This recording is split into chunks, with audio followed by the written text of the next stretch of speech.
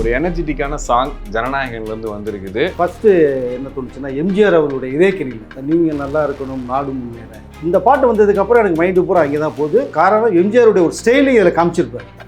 Blast அப்படிங்கிறதுலாம் எம்ஜிஆருடைய format. அவருடைய இந்த ரியாக்ஷன் பார்த்தீங்கன்னா அந்த மூமெண்ட்ஸில் அது ஒரு ரெண்டாவது போக்கிரியில் அது காலர் தூக்கி விட்டு பாடுறது போக்கிரியுடைய சாங் செட்டப்ஸு. தளபதி கச்சேரி ஒரே கச்சேரி தான், தமிழ்நாட்டு கச்சேரி தான்ங்கிறது மாதிரி பார்ட்டி அறிவு மிரட்டியிருக்காரு. விஜயை தூக்கி அறிவு இதயத்துக்குள்ள உள்ள வச்சு பாட்டு எழுதிருக்காருன்னு தான் எனக்கு அப்படி எழுதியிருக்காரு. உங்களுக்கு அதை யாருன்னா காட்டுறாடே தேட்டர் வந்து கொண்டாடுற ஒரு பாட்டா இருக்கும், பயங்கரமா என்ஜாய் பண்ற பாட்டா கண்டிப்பா இருக்கு, மாற்று கருத்தே இல்லை. நீ இப்பவே பாத்தீங்கன்னா தெரிக்குதுன்னு சொன்னேன் ஒரே வார்த்தையில. அந்த எனர்ஜி வந்து விஜய் உருவாக்கிடுவார். கூட ரெண்டு பேர் வேற, பூஜா கிட்டையும் மமிதா விடுற வேற, ஆட்டம் வேற. கண்டிப்பாக இது தியேட்டர்ல மட்டும் தெரியாது, சோசியல் மீடியால யூடியூப்லயே தெரியும் பாருங்க சார். இந்த வேறு வியர்வைன்ற வார்த்தையில அறிவு போட்டு மனுஷன் பின்னிருக்காரு, உழவரை வந்து காட்டுறாங்க. ஒவ்வொரு சிந்தர வேர்வையும் நம்ம இந்த மண்ணுக்கு நம்மளுடைய வேர் அப்படிங்கிற மாதிரி ஒரு வரிகளை போட்டிருக்காரு. கண்டிப்பா. ஆனா வரிகள் வந்து நிறைய வந்து அரசியல் சம்பந்தப்பட்டவா இருக்கு. மிக்சடா பாத்தீங்கன்னா இந்த பாட்டின் மூலமாக விஜய் எதை நோக்கி போறாரோ அதனுடைய பயணத்துக்கு ஒரு ஊன்றுகோலாக புஷ் பண்றது மாதிரி இந்த பாட்டு அமைஞ்சிருக்கு. பாட்டு எப்படின்னா படம் எப்படி இருக்கும், பெரிய நாடு அதுல ஒரு கூடு அப்படின்னு பேசுறாரு, எல்லாரும் ஒண்ணுன்னு சொல்றாரு. அப்ப என்ன சொல்ல வராருன்றதெல்லாம் யோசிப்பாங்க. அப்படி சொல்ல பாடல் வரிகள் அம்பேத்கர் அவர்களையும் பெரியார் அவர்களையும் கார்ல் மார்க்ஸ் அவர்களையும் ஒரு விஷயத்தை சொல்றாருன்னா இதுக்குள்ளே நீங்க பார்த்தீங்க எப்படி இருக்கு, நீங்களே புரிஞ்சுங்க. இந்த பாட்டை கேட்ட மக்கள் ரசிகர்கள் புரிஞ்சுக்குவான்னு நினைக்கிறேன் நான்.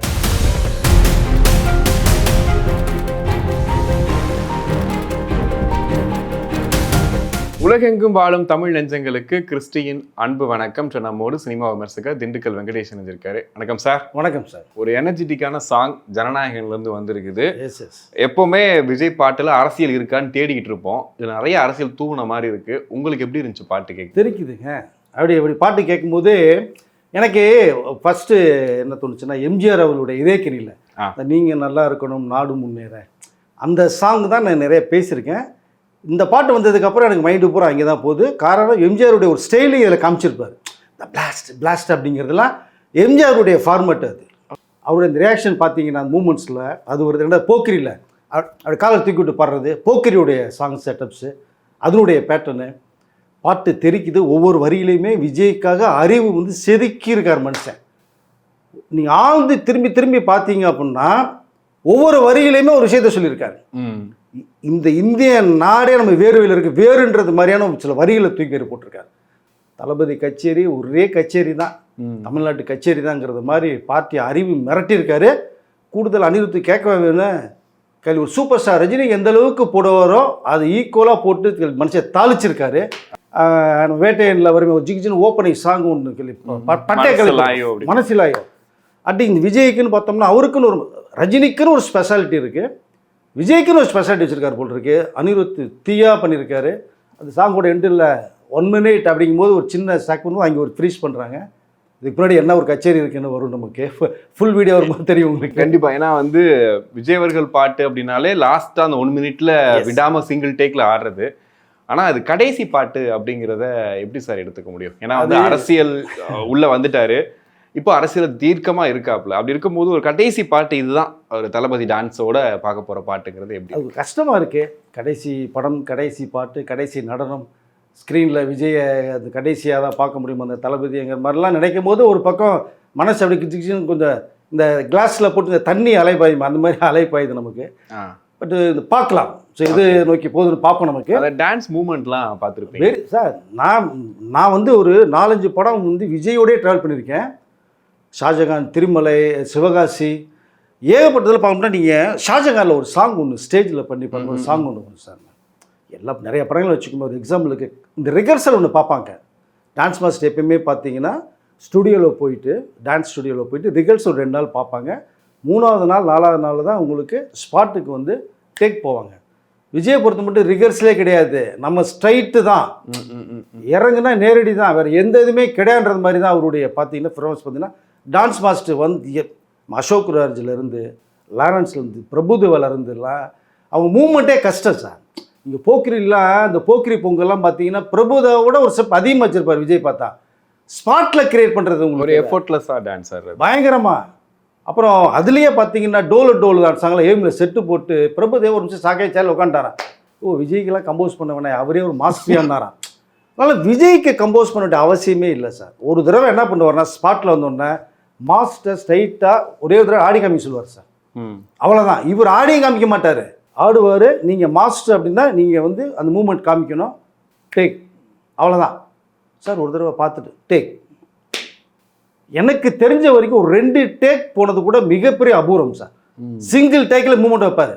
அதான் பிரபுதேவாலாம் ஏன் மூமெண்ட் வைக்கிறதுக்கு நிறைய பேர் கஷ்டப்படுறேன்னு சொல்லுவாங்க. என்ன விஜய் இப்படி அப்படின்னு அவர் பிரபுதேவா போக்கிரிலெல்லாம் டோட்டலாக ஆஃப் ஆகிருக்காரு.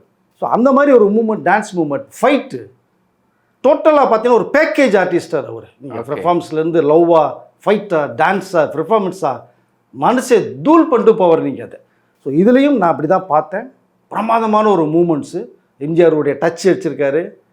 ஒரு இந்தியாவே ஒருங்கிணைச்சு போகிறது மாதிரி பையான்னு ஒரு வேட பையா சொல்றாரு, மலையாளங்கிறாரு, மலையாளத்தில் பாடியிருக்காரு.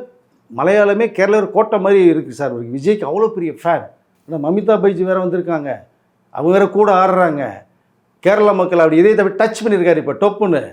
ஸோ உங்களுக்கு டோட்டலாக இந்த படத்தின் மூலமாக விஜய் யாருங்கிறத ஒரு பாட்டில் தெறிக்க விட்டுருக்காரு அப்படின்னு தான் எனக்கு தோணுது. அந்த பிட்டு கரெக்டாக அந்த மலையாளத்தில் அவர் பாடும்போது எக்ஸ்ட்ராவாக ஒரு மாதிரி நல்லா இருக்கு, கேட்க சூப்பராக இருந்துச்சு. அங்கே எந்த அளவுக்கு சார் ரீச் ஆகும் கேரளாவில் அந்த மலையாள பிட்டு?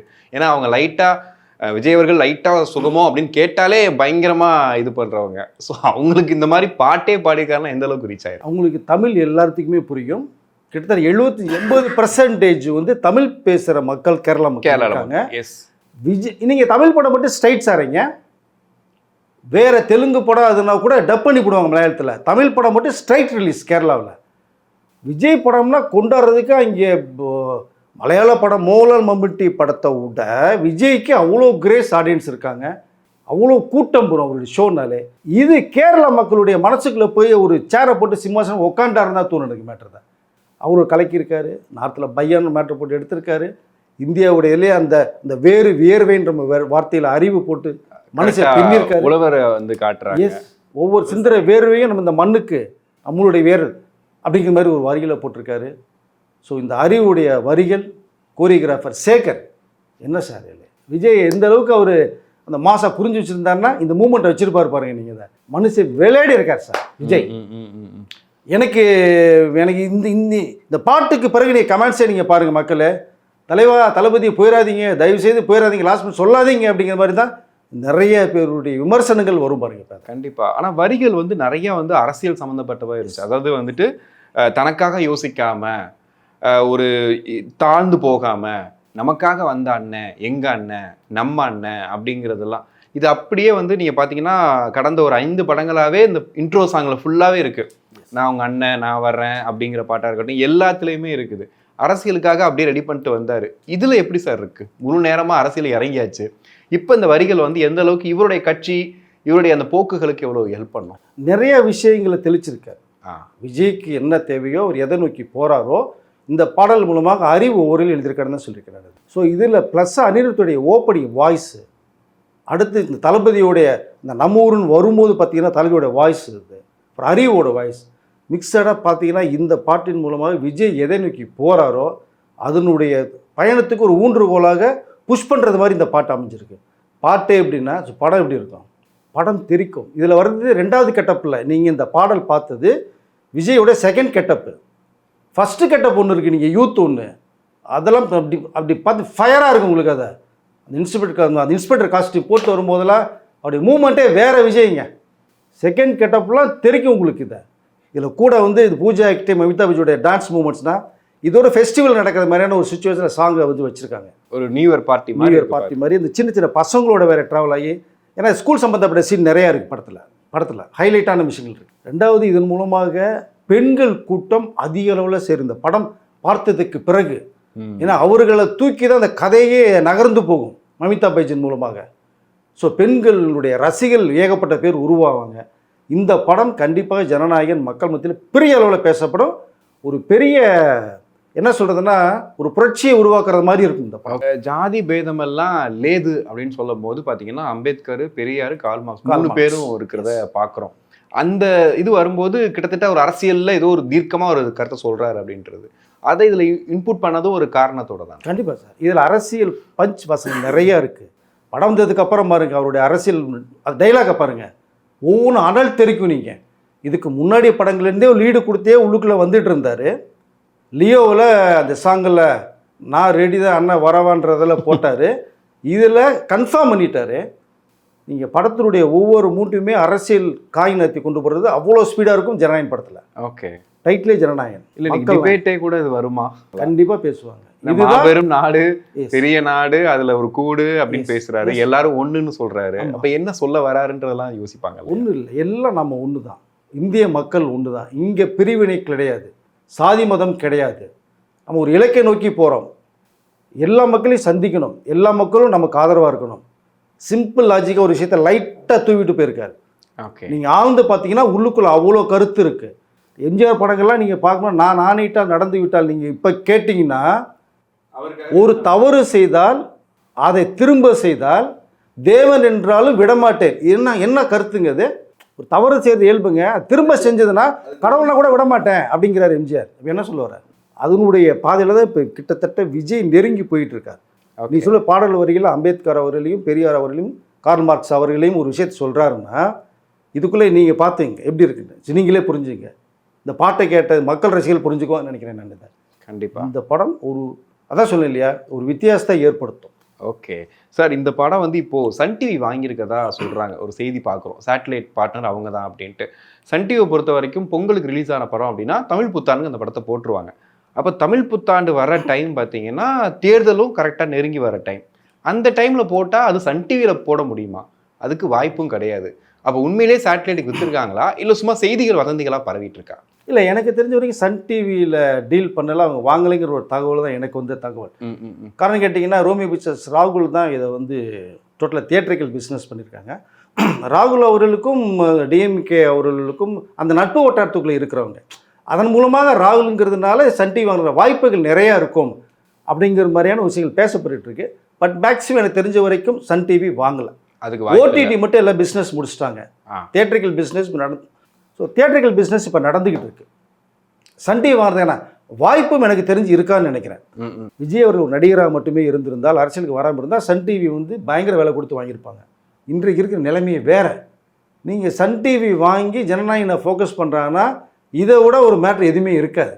பட் விஜய்க்கு மிகப்பெரிய ப்ளஸ்ஸாக தான் இது அமையும். அவர்களுக்கு என்ன ஆகும்? சன் டிவி குரூப்புக்கு தேர்தல் இருக்குது, ஒரே மாதம் தான் உங்களுக்கு, மே 26 எலெக்ஷன். நீங்கள் சொன்ன மாதிரி ஏப்ரல் 14 தமிழ் புத்தாண்டு படம் ஓடுதுன்னா எப்படி இருக்கும்? தமிழ் புத்தாண்டு உலகம் எங்கும் முதல் முறையான அட்வர்டைஸ்மெண்ட் கொடுத்து போடுவாங்க. இது எப்படி இருக்கும்? விஜய்க்கு பெரிய ப்ளஸ்.